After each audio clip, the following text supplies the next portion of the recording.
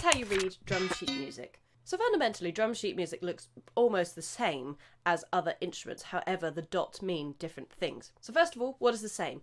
The lines across the page. It's called the stave. Basically a framework for us to put our dots in. We've also got the vertical lines at either side, defining how long what we call a bar is.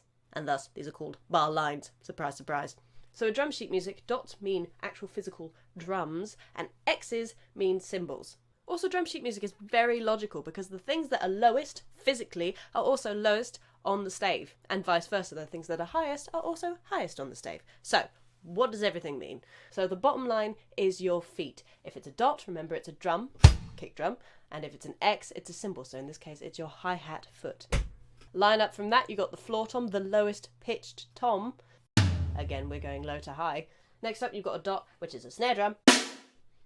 Don't know why it's on this line. Probably because it was the only one spare. If it's a normal dot, you hit the middle of the drum. And if it's a cross, we do what we call cross stick. Makes sense, right? Logical. We like that.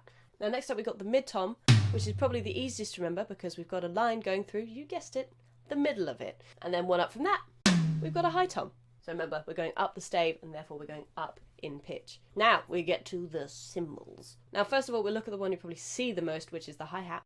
And that sits on top of the stave. If it has a little O next to it, that means it's an open hi-hat. Again, doesn't it just make sense? And to close it, it's just a little plus sign. Now mixing up the order, one down from that will be your ride cymbal. However, you may sometimes see some variation in terms of where cymbals are placed on the stave, but as a general rule, it'll be there. If you see a diamond written on this line, that means you're using the bell of the ride cymbal. Now, going one above the hi-hat, you get a crash cymbal. You might even have one above that, depending on how many crashes you've got, but as a general rule, it will be there. So I hope this has demystified a lot of things when it comes to drumming and reading drum notation, and I hope you have a fantastic day. Big love. Mwah!